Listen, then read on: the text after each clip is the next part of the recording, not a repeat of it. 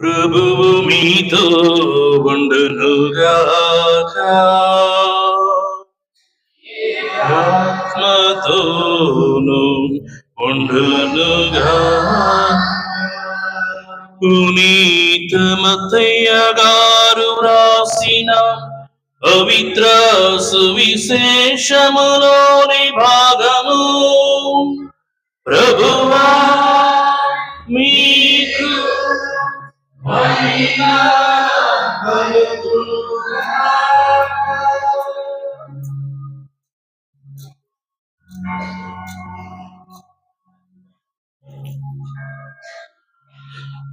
మత్తయి శుభవార్త 5వ అధ్యాయము పవిత్ర వచనములు 13వ వచనము నుండి 16వ వచనం వరకు.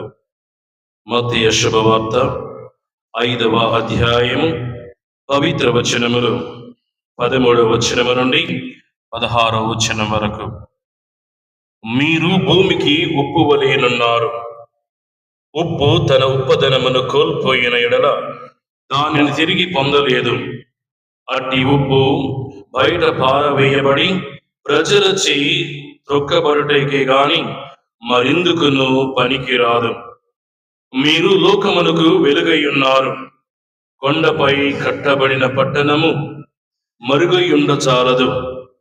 ఇంటనున్న వారికి అందరికీ వెలుగునిచ్చుటకై దీపమును వెలిగించి దీపస్తంభము పైననే ఉంచెదరు గాని కొంచెము కింద ఉంచరు కదా.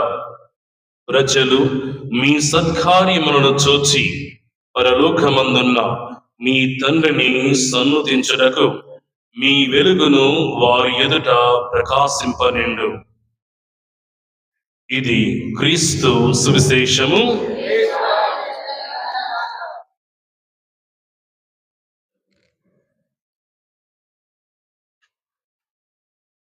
Praise the Lord. Praise the Lord. Praise the Lord. Praise the Lord. తండ్రి వందనం, తండ్రి స్తోత్రం. యేసుదేవా వందనం, యేసుదేవా స్తోత్రం. పరిశుద్ధాత్మదేవా వందనం, పరిశుద్ధాత్మదేవా స్తోత్రం. త్రియేక దేవా వందనం, త్రియేక దేవా స్తోత్రం. హల్లెలూయా, హల్లెలూయా, హల్లెలూయా. బాగున్నారా అందరూ? ముఖములో చిరునవ్వు లేదు. బాగున్నారా? Praise the lord.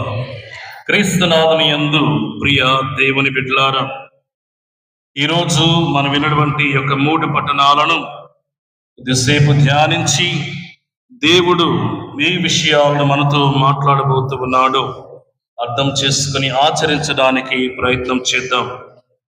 ఈరోజు మనం విన్నటువంటి యొక్క వాక్యములను మనము ధ్యానించినట్లయితే, లోకానికి మీరు ఉప్పుగా ఉండండి, అలానే వెలుగుగా ఉండండి అని క్రీస్తు ప్రభు మనందరికీ కూడా ఒక ఆహ్వానాన్ని ఇస్తూ ఉన్నాడు.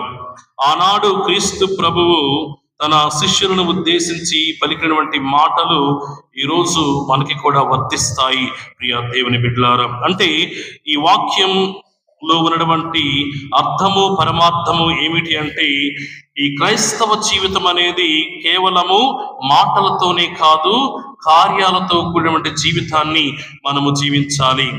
ప్రేమతోనూ కరుణతోనూ మనము ఆ ప్రభువుకి సాక్షులుగా జీవిస్తూ ఉన్నట్లయితే మనము ఈ భూమికి ఉప్పుగా ఉంటాము, ఈ లోకమునకు వెలుగుగా ఉంటాము అన్నటువంటి సత్యాన్ని ఈనాటి ఈ 3 పట్టణాలు కూడా మనకి తెలియపరుస్తూ ఉన్నాయి. మొట్టమొదటిగా మొదటి పట్టణము యెషయా గ్రంథము నుండి మనము తీసుకుని ఉన్నాము ప్రియ దేవుని బిడ్డలారా. ఈ యెషయా గ్రంథములో మనం చూస్తున్నట్లయితే దీని యొక్క బ్యాక్గ్రౌండ్ ఏమిటి అంటే, మనందరికీ తెలుసు, గత కొన్ని వారాలుగా మనం ధ్యానిస్తూ ఉన్నాం. ఈ రోజు మనం విన్నటువంటి యొక్క మొదటి పట్టణము ఉపవాసము గురించి ప్రభువు మనందరికీ కూడా బోధిస్తూ ఉన్నాడు. ఉపవాసమును గూర్చి, ఉపవాసం అంటే ఏమిటి, ఉపవాసం ఏ విధముగా ఉండాలి అన్నటువంటి సత్యాన్ని ఈరోజు మనకి ఆ ప్రభువు యెషయా ప్రవక్త ద్వారా బోధిస్తూ ఉన్నాడు. ఒకసారి ఆ వాక్యాన్ని ఆలకించుదాం. ఒకసారి చదవండి. మీ భోజనమును ఆకలి కొనిన వారికి వడ్డింపుడు, ఇల్లు వాకిలి లేని వారికి ఆశ్రయమిండు, బట్టలు లేని వారికి దుస్తులిండు, మీ బంధువులకు సహాయము నిరాకరింపకుడు అని దేవుని యొక్క వాక్కు సెలవిస్తున్నది. అంటే ప్రియ దేవుని బిడ్డలారా, నిజమైనటువంటి ఉపవాసము అంటే ఇది. ఉపవాసం అంటే ఏదో ఒక పూట భోజనం మానేసి రెండవ పూట పరిపూర్ణముగా సంపూర్ణముగా భుజించడము కాదు. అది నిజమైనటువంటి ఉపవాసము కాదు. ఉపవాసం అర్థం ఏమిటో తెలుసా? ఉపవాసం అంటే అంటే దగ్గరగా, వాసము అంటే నివసించుట, దేవునికి దగ్గరగా జీవించుట. దేవునికి దగ్గరగా ఎవరు జీవించగలరంటే ఈ విషయాలను వారి యొక్క జీవితాలలో పాటించేవారు మాత్రమే దేవునికి దగ్గరగా జీవించగలరు అనేటువంటి సత్యాన్ని ఈ రోజు మనకి ఈ వాక్యం తెలియపరుస్తూ ఉన్నది. దేవుని బిడ్డలారా, మీ భోజనమును ఆకలి కొనిన వారికి వడ్డించాలి. సంతృప్తిగా తిన్నవారికి ఇంకా తినండి ఫాదర్ గారండి, తినండి అమ్మగారండి అని పెడుతూ ఉంటారు గృహాలను సందర్శించినప్పుడు. కానీ అటువంటి వారికి కాదు ప్రియ దేవుని బిడ్డలారా, ఆకలి కొన్న వారిని ఆశ్రయము కల్పించండి, వారి ఆకలిని తీర్చండి. తప్పకుండా అది నిజమైనటువంటి ఉపవాసము. కాబట్టి ప్రేమతో చేసిన సేవే నిజమైనటువంటి ఉపవాసం అన్నటువంటి సత్యం ఈ రోజు మనకి ఈ యొక్క వాక్యం ద్వారా మనకి వెలువడుతూ ఉన్నది దేవుని బిడ్డలారా. కానీ చాలా సందర్భాల్లో మనం మన యొక్క జీవితాల్లోనికి చూసినట్లయితే, ముఖ్యంగా మన యొక్క ఆధ్యాత్మిక జీవితంలో చూసినట్లయితే, మనము కేవలము ఆచారాలకు సాంప్రదాయాలకు మాత్రమే కట్టుబడి జీవిస్తూ ఉంటాము. కానీ ఆ కరుణను ప్రేమను చూపించటంలో కొంచెం స్లోగానే మనం ఉంటూ ఉంటాం. కానీ ప్రభువు కోరుకునేది ఏమిటంటే, కరుణతో కూడినటువంటి కార్యాలలో మీరు ఉత్సాహాన్ని చూపించండి, ఆనందాన్ని చూపించండి. కానీ ఆచారాలు సాంప్రదాయాలు అవసరమే, కానీ వాటికంటే ముఖ్యం ఏమిటంటే ప్రేమ, కరుణ, దయ, కనికరము. ఇవి ప్రభు మన నుండి ఆశిస్తూ ఉన్నాడు. ప్రియ దేవుని బిడ్డలారా, అంటే మన యొక్క జీవితంలోనికి ఈ యొక్క వాక్యాన్ని అన్వయం చేసుకున్నట్లయితే మనము పేదలకు సహాయము చేసే వ్యక్తులుగా జీవించాలి, పేదల పట్ల కనికరము కలిగి జీవించే వ్యక్తులుగా జీవించాలి. ఈరోజు మనము ఈ ఇంటింటికి బైబిల్ కార్యక్రమం మనం తీసుకున్నట్లయితే, ఉదాహరణకి ప్రియ దేవుని బిడ్డలారా, ఒక ముఖ్య ఉద్దేశంతో ఫాదర్ అల్ఫోన్సో గారు మరి యొక్క కార్యక్రమమును ప్రారంభించారు. ఎందుకంటే ప్రతి ఒక్కరికి కూడా బైబిల్ అందాలి, ప్రతి ఒక్క ఇంట్లో కూడా బైబిల్ ఉండాలి. అది పేదవారికి ఎందుకు తక్కువ రేటు చేసి ఇస్తూ ఉన్నారంటే, ప్రతి ఒక్క పేదవారు కూడా బైబిల్ పొందే విధంగా ఉండాలి అని ఒక తలంపుతో, ఒక ఆశయంతో ఫాదర్ గారు యొక్క కార్యక్రమాన్ని ప్రారంభించారు. ప్రియా దేవుని బిడ్డలారా, ఇది నిజమైనటువంటి పరిచర్య. ఉన్నవారికి ఇంకా ఇస్తూ ఉంటే లేని వారు ఎప్పుడు దేవుని ఆశీర్వాదాలు పొందుతారు. ఈ విధంగా ప్రభువు ఇటువంటి వ్యక్తుల ద్వారా దేవుని యొక్క వాక్యాన్ని, దేవుని యొక్క సేవను పేదలకు అందేలా ఆ దేవుడే ఏర్పాటు చేసుకుంటాడు. అందు నిమిత్తమే ఈ రోజు ఫాదర్ గారు కూడా మన యొక్క విచారణకు రావటం జరిగినది. కాబట్టి పేదలకు సహాయం చేయటంలో ఉత్సాహాన్ని చూపించాలి. రెండవది, అనారోగ్యాలను పరామర్శించటం. ఇది నిజమైనటువంటి ఉపవాసం కూడా. అనారోగ్యంతో బాధపడుతూ ఉన్న వారి కోసం ప్రార్థన చేయటం, వారిని పరామర్శించడం, వారికి ఓరటను కలిగించడం, వారికి ప్రోత్సహించే మాటలను మాట్లాడటం, ఇది కూడా నిజమైనటువంటి ఉపవాసము. ప్రియ దేవుని బిడ్డలారా, అలానే ఒంటరి వారిని ఆదరించటం. ఒంటరిగా చాలా మంది ఫీల్ అవుతూ ఉంటారు సమాజంలో. అన్ని ఉన్నా కూడా ఏమి లేని వ్యక్తులుగా కొంతమంది ఉంటూ ఉంటారు. అంటే వ్యక్తిగత సమస్యల వలన, మానసిక ఇబ్బందుల వలన అటువంటి వారిని మనము ఆదరించట నిజమైనటువంటి ఉపవాసము అనేటువంటి సత్యాన్ని ఈరోజు ఈ వాక్యం మనకి తెలియపరుస్తూ ఉన్నది. ప్రియ దేవుని బిడ్డలారా, ఆనాడు యావే దేవుడు యెషయా ప్రవక్త ద్వారా ఈ విషయాలను తెలియపరచడానికి గల కారణం ఏమిటంటే, అనేక మంది యూదులు వారి యొక్క సాంప్రదాయాలకు, ఆచారాలకు ఎక్కువ ప్రాముఖ్యతనిస్తూ ఉండేవారు. పేదల పట్ల ఎటువంటి కనికరం ఉండేది కాదు. పేదలను దోచుకునేవారు. అందువలనే యెషయా ప్రవక్త ద్వారా యావే దేవుడు ఇదిగో నిజమైనటువంటి ఉపవాసము ఈ విధంగా ఉండాలి అని ఈ వాక్కు ద్వారా సెలవిస్తూ ఉన్నాడు. 8వ వచనం ఒకసారి చదవండి. మీరు ఈ విషయాలను పాటించినట్లయితే అప్పుడు నా కృప ప్రాప్తకాల సూర్యుని వలె మీపై ప్రకాశించును, మీ గాయములు త్వరగా మానను, మీ నీతి మీకు ముందుగా నడుచును, నా సాన్నిధ్యము మీ వెనువెంట వచ్చును అని దేవుడు గొప్ప ప్రామిస్ను చేస్తూ ఉన్నాడు. దేవుని సాన్నిధ్యములో మనం ఉండాలంటే, ఆయన సాన్నిధ్యమును మనం పొందాలంటే, ఆయన కృపావరములను పొందాలంటే కొన్ని షరతులు మనము నెరవేర్చాలి. షరతులు లేకుండా ఆయన యొక్క కృపను, ఆయన యొక్క ఆశీర్వాదములు మనము పొందలేము. ఆ షరతులు ఏమిటో మనం ఆల్రెడీ ధ్యానించి ఉన్నాం. ప్రియ దేవుని బిడ్డలారా, మీరు ప్రార్థించినప్పుడు నేను మీ వేడుకోలను ఆలింతును, మీరు మొరపెట్టినప్పుడు నేను మీకు ప్రత్యుత్తరమిత్తును, మీరు ఇతరులను పీడింపకుడు, అవమానింపకుడు, దుష్ట వాక్కులు పలుకుకడు. మరేం చేయాలి? మన యొక్క మాటలు, మన యొక్క కార్యాలు, ఇతరుల యొక్క జీవితాలు ఆశీర్వాదకరముగా ఉండాలి. కానీ వారిని ఇంకా కృంగిపోయే విధంగా మన యొక్క మాటలతో, చేష్టలతో మనము చేస్తూ ఉంటాము. ప్రియ దేవుని బిడ్డలారా, ఇవి ప్రభువుకి నచ్చనటువంటి విషయాలు. ప్రభుకి నచ్చే విషయాలు ఏమిటి అంటే, ఆకలి కొన్న వారికి వడ్డింపుడు, ఇల్లు లేని వారికి ఆశ్రయం కలిగించండి, అలానే బట్టలు లేని వారికి దుస్తులు ఇవ్వండి అని దేవుని యొక్క వాక్కు సెలవిస్తుంది. మత్తయి శుభవార్త 25వ అధ్యాయము 25వ అధ్యాయము 35వ వచనం. 25:35 వచనం. ఏలైనా నేను ఆకలి కొనినప్పుడు మీరు ఆహారమునొసగి తిరిగి, దప్పిక కొనినప్పుడు దాహము తీర్చితిరి, పరదేశీనై ఉన్నప్పుడు నన్ను ఆదరించితిరి, నేను వస్త్రహీనుడై ఉన్నప్పుడు వస్త్రములను ఇచ్చితిరి, రోగినై ఉన్నప్పుడు నన్ను పరామర్శించితిరి, చెరసాలలో ఉన్నప్పుడు నన్ను దర్శింపవచ్చితిరి అని పలుకును. తుది తీర్పు ప్రభు ఇచ్చేటప్పుడు ఈ విషయాలన్నింటినీ కూడా పరిగణలోనికి తీసుకుంటాడు. ప్రియ దేవుని బిడ్డలారా, నేను ఆకలిగా ఉన్నప్పుడు ఆకలి తీర్చారా? నేను దాహముతో ఉన్నప్పుడు నా దాహమును తీర్చారా? నేను వస్త్రహీనుడనై ఉన్నప్పుడు నాకు వస్త్రములను ఇచ్చారా అని ఆ ప్రభు పలికినప్పుడు మన దగ్గర సమాధానం ఉందనుకోండి, వెల్కమ్ మై ఫ్రెండ్ అంటాడు అనమాట.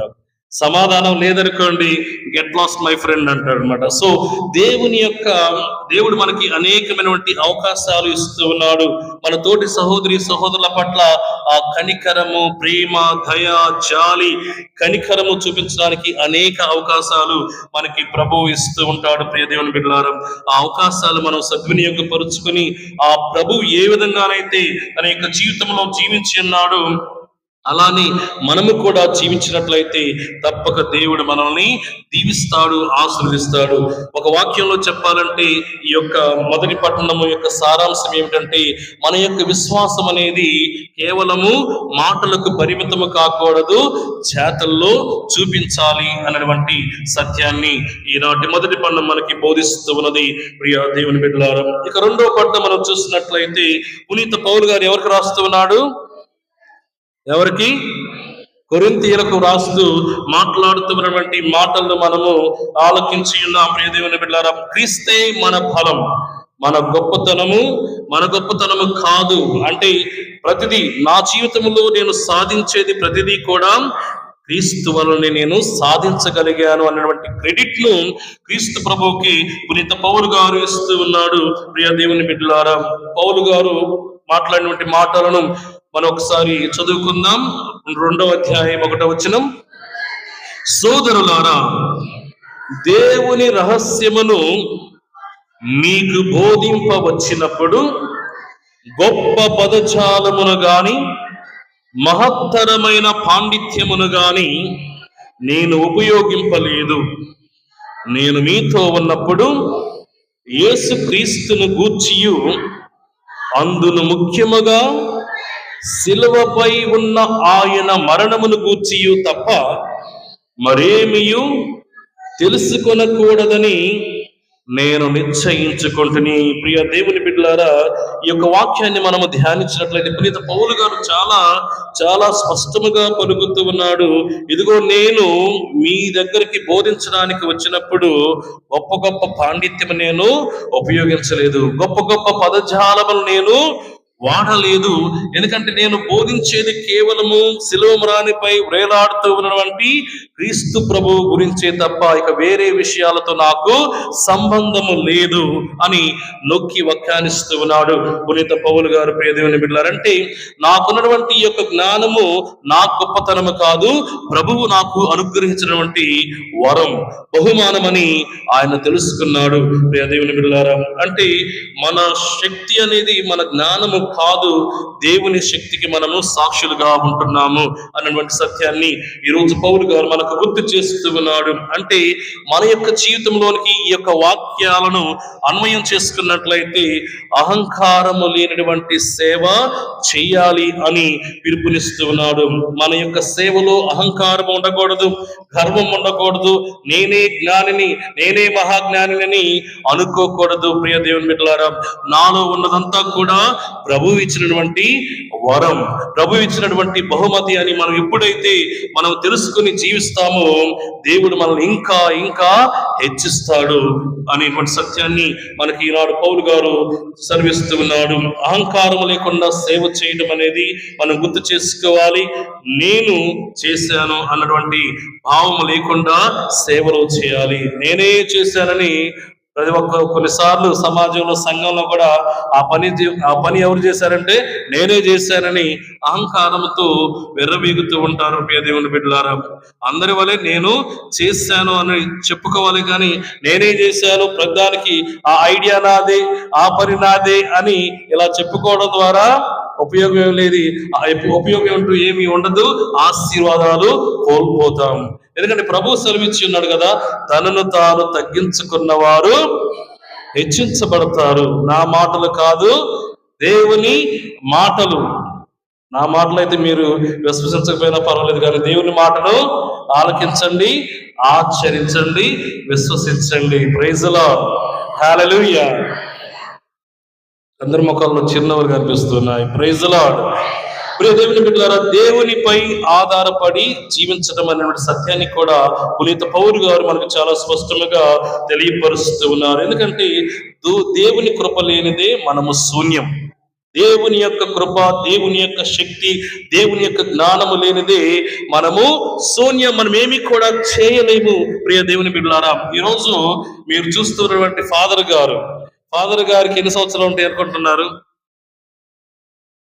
ఎన్ని? 40? 40 సంవత్సరాల? ఎన్ని? 60 సంవత్సరాల? 70? 80 సంవత్సరాలు. 80 సంవత్సరాల్లో కూడా ఫాదర్ గారు చూడండి ఎంత ఉత్సాహంగా పరిచర్యలో పాల్గొంటూ ఉన్నారు. ప్రియ దేవుని బిడ్డలారా, ఫాదర్ గారిని ఎప్పుడు అడిగినా కూడా ఏమంటూ ఉంటారంటే, ఇది నా శక్తి కాదు, దేవుని శక్తి ద్వారానే నేను ఈ యొక్క పరిచర్యను చేస్తూ ఉన్నాను. ఎక్కడో కేరళలో పుట్టి ఫాదర్ గారు ఎప్పుడు అంటూ ఉంటారు, నేను పుట్టుక నాది కేరళ, కానీ నాకు చాయిస్ ఇస్తే నేను ఆంధ్ర వాడిని అని చెప్పుకుంటానని చెబుతూ ఉంటారు ఫాదర్ గారు. అంటే తెలుగువారంటే అంత ప్రేమ, తెలుగు వారికి ఎన్నో సేవలు చేసి ఉన్నాడు ఏలూరు పట్టణంలో. ప్రియ దేవుని బిడ్డలారా, మరి ఈ వయసులో చక్కగా విశ్రాంతి తీసుకోవచ్చు రిటైర్ అయ్యి, కానీ ఈ వయసులో కూడా ఆ ఉత్సాహంతో ఆ యొక్క వాక్యాన్ని ప్రతి ఒక్కరూ కూడా పొందాలి, దేవుని యొక్క వాక్కు ప్రతి ఒక్క గృహంలో ఉండాలి అన్నటువంటి ఆ యొక్క తలంపు చూడండి ప్రియ దేవుని బిడ్డలారా. ఆ తలంపుతోని మరి ప్రభు ఆ ఫాదర్ గారిని మన విచారణ వరకు కూడా నడిపించాడు. ఇది నా కృప కాదు, దేవుని కృప అని ఎప్పుడు కూడా దేవుని తలంచుకుంటూ ఉన్నాడు. అలానే పౌలు గారు కూడా అలానే నేను చేసే ప్రతి ఒక్క కార్యం కూడా నా శక్తి నా జ్ఞానం వల్ల నేను చేయటం లేదు, ఇది దేవుని కృప. అలానే మన జీవితాల్లో కూడా మనం ఏ చిన్న కార్యం చేసినా, ఏ చిన్న మాట సహాయం చేసినా కూడా అది ఇతరుల యొక్క జీవితంలో ఉపయోగపడితే మనం గర్వంగా విర్రవీగకూడదు ప్రియ దేవుని బిడ్డలారా. ఇది దేవుని కృప. దేవుడు నాకు ఇచ్చినటువంటి యొక్క జ్ఞానమును బట్టి నేను నీకు సలహా ఇచ్చాను, దేవుడు నిన్ను దీవించాడని మనం ఎప్పుడైతే తగ్గింపుతనముతో మనం మన యొక్క విశ్వాస జీవితంలో ముందుకు వెళతామో తప్పకుండా దేవుడు ఇంకా ఇంకా ఇంకా ఇంకా ఆశీర్వదిస్తాడు. బైబిల్ ఫాదర్ గారికి తక్కువ రేటుకి ఎవరు రావటం లేదు. 550, 600 రూపాయలు కొంటున్నారు, మనకి 400కి ఇస్తున్నారు. మిగతా డబ్బులు ఎవరు ఇస్తారు? ఫాదర్ గారు ఇస్తారు. Praise the lord. ఫాదర్ గారికి ఎవరో ఒకళ్ళు ఇవ్వాలి, దాతలు. ఫాదర్ గారు చేసే పనిని చూసి మెచ్చుకునే దాతలు ఉంటారు. వారి దగ్గర ఉన్నటువంటి కొద్దిగా మొత్తాన్ని ఫాదర్ గారికి అందించి, ఫాదర్ గారు మీరు చేస్తున్నటువంటి యొక్క సేవ అమోఘం, అద్భుతం, కాబట్టి మా సహాయాన్ని తీసుకురండి అని వారు ఆ విధంగా సహాయం చేస్తున్నారు. కాబట్టి ఈయన పరిచర్య ముందుకు సాగిపోతూ ఉన్నది ప్రియ దేవుని బిడ్డలారంటే ఆ విధంగా దేవుని కృపను ఫాదర్ గారు పొందుతూ ఉన్నారు. ఆ కృపను ఆయన ఇతరులతో పంచుకుంటూ ఉన్నారు. ఇది ఇతరుల యొక్క జీవితంలో మనము ఆశీర్వాదముగా మారడం అంటే ఇది. ఫాదర్ గారు అనేక మంది జీవితాల్లో ఒక ఆశీర్వాదకరముగా మారాడు ఈ యొక్క పరిచర్య ద్వారా. ప్రియ దేవుని బిడ్డలారా, మనము కూడా జ్ఞాన స్నానం తీసుకుని ఉన్నాం. కేవలము గురువులు, అమ్మగారులు, ఉపదేశాలు మాత్రమే కాదు, మనము కూడా ఆ సేవలో, అటువంటి సేవలో భాగస్థులు కావాలి. పెద్ద పెద్ద కార్యాలు చేయాల్సిన అవసరం లేదు. చిన్న చిన్న కార్యాలు పెద్ద ప్రేమతో, గొప్ప ప్రేమతో చేయండి, దేవుడు మెచ్చుకుంటాడు. ప్రియ దేవుని బిడ్డలారా, ఎవరైనా ఆకలితో ఉన్నప్పుడు వారి యొక్క ఆకలిని తీర్చండి. తప్పకుండా ఆ చిన్న కార్యమును చూసినప్పుడు దేవుడు తప్పగా దీవిస్తాడు, ఆశీర్వదిస్తాడు. కాబట్టి దేవుని కృపగా మారండి, మీరు కూడా దేవుని యొక్క ఆశీర్వాదాలుగా ఇతరుల యొక్క జీవితాల్లో మారండి ప్రియ దేవుని బిడ్డలారా. ఇక మూడవ పఠనం ఎక్కడి నుంచి తీసుకున్నాం? మత్తయి గారి శుభవార్తలో నుండి మనము తీసుకుని ఉన్నాం. ప్రభు మనందరికీ కూడా ఈరోజు గొప్ప ఆహ్వానాన్ని ఇస్తూ ఉన్నాడు. మీరు లోకమునకు, భూమికి ఉప్పుగా ఉండండి, అలానే వెలుగుగా ఉండండి అని మనందరికీ కూడా పిలుపునిస్తూ ఉన్నాడు ఈ యొక్క వాక్యం ద్వారా. ప్రియ దేవుని బిడ్డలారా, ఉప్పు యొక్క ప్రకృతిని మనం చూసినట్లయితే అది రుచిని కలిగిస్తూ ఉంటుంది. భూమికి ఉప్పుగా ఉండండి. ఎప్పుడు మనం ఉప్పుగా ఉండగలమంటే ఎప్పుడైతే మన యొక్క మాటలు, మన యొక్క క్రియలు దేవుని యొక్క వాక్కుకు అనుకూలంగా ఉంటాయో, సమాజానికి ఉపయోగపడేలా ఉంటాయో, అప్పుడు మనము భూమికి ఉప్పుగా ఉన్నట్లు, లోకమునకు వెలుగుగా ఉన్నట్లు. ప్రియ దేవుని బిడ్డలారా, ఈ యొక్క వాక్యాన్ని మనము మన యొక్క జీవితంలోనికి అన్వయం చేసుకున్నట్లయితే ఒకసారి ఆ వాక్యాన్ని చదువుకుందాం. మీరు భూమికి ఉప్పు వలెనున్నారు. ఉప్పు తన ఉప్పదనమును కోల్పోయిన ఎడల దానిని తిరిగి పొందలేదు. అట్టి ఉప్పు బయట పారవేయబడి ప్రజలచే త్రొక్కబడుటకే గాని మరెందుకు పనికిరాదు.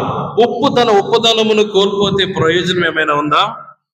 ఏమీ ఉండదు. అది మనకి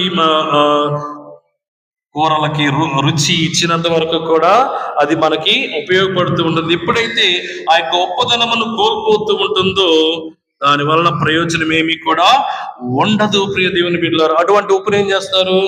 ఇంట్లో పెట్టుకుంటారా? పారేస్తాం, బయట పారేస్తాం. ఉపయోగం లేని ఏ వస్తువును కూడా మనం మన యొక్క ఇంట్లో పెట్టుకోము ప్రియ దేవుని బిడ్డలారా. అలాగే క్రైస్తవుడు సమాజంలో మంచితనము, నైతికత, నీతి తీసుకురావాలి. ఎలా?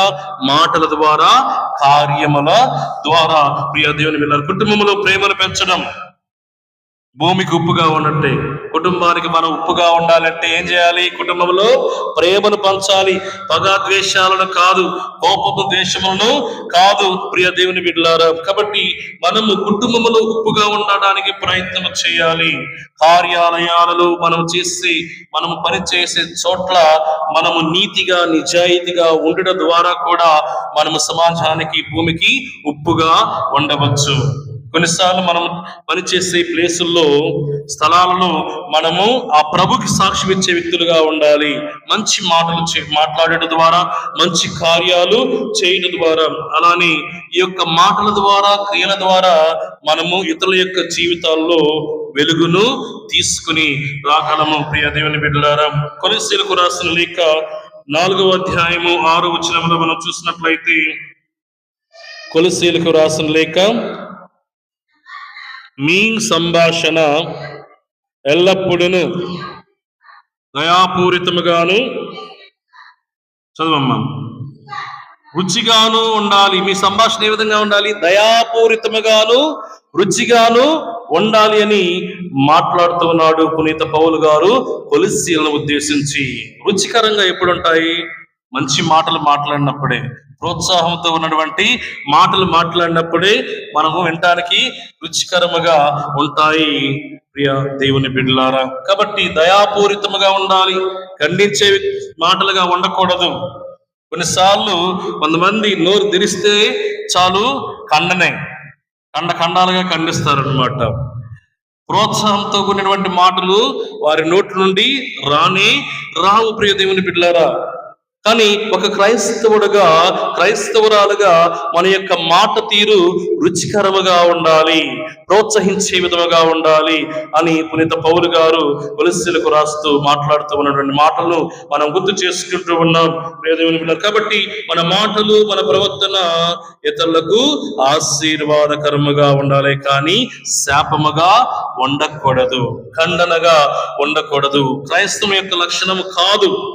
క్రైస్తవురాలు ఎప్పుడు కూడా ఆ ప్రభువుని చూసి మనము నేర్చుకోవాలి. ప్రభు ఎప్పుడు కూడా ప్రేమను పంచాడు, దయను చూపించాడు, కనికరమును చూపించాడు. అలానే ఆయన అడుగు జాడల్లో నడిచినటువంటి అపోస్తలు కూడా ఆ విధంగానే జీవించారు. అలానే పునీతులు కూడా ఆ విధంగానే జీవించారు. ఈరోజు మనకి సమయం ఆసన్నమైనది. మనము కూడా ఆ విధంగానే జీవించాలి. మాటలతో సరిపెట్టుకోకుండా కార్యాలు చూపించాలి. ఆ కార్యాలు ఇతరుల యొక్క జీవితాల్లో ఎలా ఉండాలి? ఆశీర్వాదకరముగా ఉండాలి. ఎంతమంది జీవితాల్లో మనం ఆశీర్వాదముగా ఉంటూ ఉన్నామో ఆత్మ పరిశీలన చేసుకోవాలి. ప్రియ దేవుని బిడ్డలారా, ఇక 4వది వెలుగుగా ఉండాలని దేవుని యొక్క వాక్కు సెలవిస్తూ ఉన్నది. చీకటిని పారద్రోలుతూ ఉంటుంది. ఏమిటి? వెలుగు. మన మాటలు,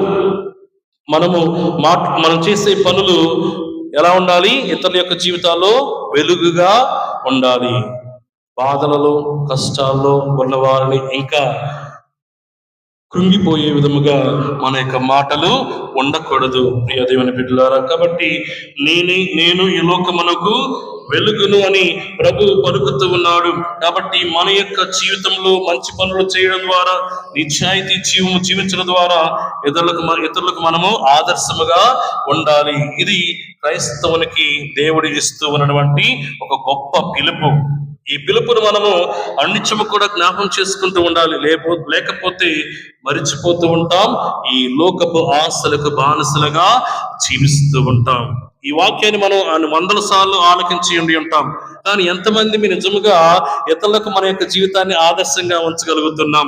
ఎంతమందికి నిజంగా మనం వెలుగుగా మారగలుగుతూ ఉన్నాము? ప్రియ దేవుని బిడ్డలారా, మనము ఈ ప్రశ్నలను అన్నిత్యము కూడా ప్రశ్నించుకుంటూ ఉండాలి. నిజముగా నేను దేవుని యొక్క వాక్యానుసారముగా జీవిస్తూ ఉన్నానా? దేవుని యొక్క అడుగు జాడల్లో నడుస్తూ ఉన్నానా? నిజముగా నేను భూమికి లేదా ఇతరులకు ఆశీర్వాదకరముగా ఉంటూ ఉన్నానని ఆత్మ పరిశీలన చేసుకుంటూ ఉండాలి. ఒకవేళ మనలో ఉన్నటువంటి బలహీనతలను బట్టి మనము జీవించి ఉండకపోతే, వాక్యానుసారంగా జీవించి ఉండకపోతే, అప్పుడైనా ఆ ప్రభు యొక్క క్షమాపణ కోరి మనము మారు మనసు పొందడానికి ప్రయత్నం చేయాలి. ప్రయత్నం చేసి ప్రతి ఒక్క వ్యక్తిని కూడా దేవుడు ఆదరిస్తాడు, ఆశీర్వదిస్తాడు. ప్రియ దేవుని బిడ్డలారా, ఇక చివరిగా మంచి పనుల ద్వారా దేవుని మహిమపరచాలి. మనం చేసే ప్రతి ఒక్క కార్యం కూడా ఎవరికి ఘనతను తీసుకురావాలి? దేవునికి. దేవునికి మహిమను తీసుకురావాలి, దేవునికి ఘనతను తీసుకురావాలి. దేవుని బిడ్డలారా, మన మంచి పనులు మన గొప్పతనము కోసము కాదు, దేవుని మహిమ కోసమే అన్నట్లుగా మనం ఎప్పుడైతే జీవిస్తామో దేవుడు మన యొక్క జీవితాలను చూసి ఆనందిస్తాడు, ఇంకా ఆశీర్వదిస్తాడు. ఇదిగో నేను జీవించినా మరణించినా క్రీస్తు కోసమే అన్నట్లుగా పునీత పౌలు గారు జీవించి ఉన్నాడు. అలానే నీవు నేను కూడా అటువంటి మనస్తత్వము, అటువంటి సంకల్పముతో మనము ప్రయాణం చేసినప్పుడు దేవుడు తప్పకుండా, దేవునికి మహిమ కలుగుతూ ఉంటుంది. దేవుడు మహిమ ఎప్పుడైతే పొందుతాడో తప్పకుండా మనల్ని కూడా ఉన్నతమైనటువంటి స్థానానికి లేవనెత్తుతాడు. ప్రియ దేవుని బిడ్డలారా, కాబట్టి మనము చేసే ప్రతి పని, మనం మాట్లాడే ప్రతి ఒక్క మాట ఎవరికి మహిమను తీసుకురావాలి? దేవునికి మాత్రమే మహిమను తీసుకొచ్చే విధముగా ఉండాలి. కానీ మనకు, మన పేరు కోసం, మన కీర్తి ప్రతిష్టల కోసము కాదు అన్నటువంటి సత్యాన్ని ఈరోజు మనకి గుర్తు చేస్తున్నది దేవుని యొక్క వాక్యం. కాబట్టి ప్రియ దేవుని బిడ్డలారా, ఈ సత్యాలన్నిటినీ కూడా మనం మరొకసారి గుర్తు చేసుకుంటూ, మనము ప్రేమతో చేసే సేవే నిజమైనటువంటి ఉపవాసం అని మనకి మొదటి పట్టణం తెలియపరుస్తున్నది. అలానే క్రీస్తే మన బలం, మన గొప్పతనం, మన శక్తి కాదు అని పునీత పౌలు గారు మనకు సెలవిస్తున్నాడు. అలానే మనం భూమికి ఉప్పుగా ఉండాలి, అలానే మనము ఈ లోకానికి వెలుగుగా ఉండాలి. మనం మాట్లాడే ప్రతి ఒక్క మాట, మనం చేసే ప్రతి ఒక్క కార్యము కూడా దేవునికి మహిమ తెచ్చే విధంగా ఉండాలని ఈనాటి దివ్య గ్రంథ పట్టణాలు మనకి బోధిస్తున్నాయి. ప్రార్థించుదాం. ప్రియ దేవుని బిడ్డలారా, ఆ ప్రభువు మనందరినీ కూడా తనకు గొప్ప సాక్షులుగా జీవించే భాగ్యాన్ని దయచేయమని ప్రార్థన చేద్దాం. ఉపవాసం అంటే దేవునికి దగ్గరగా జీవించట. అంటే దగ్గరగా, వాసము అంటే జీవించటం. ఉపవాసము దేవునికి దగ్గరగా జీవించే భాగ్యాన్ని ఆ దేవుడు మనందరికీ కూడా దయచేయమని ప్రార్థన చేద్దాం. పిత, పుత్ర, పవిత్ర ఆత్మ నామమున ఆమేన్.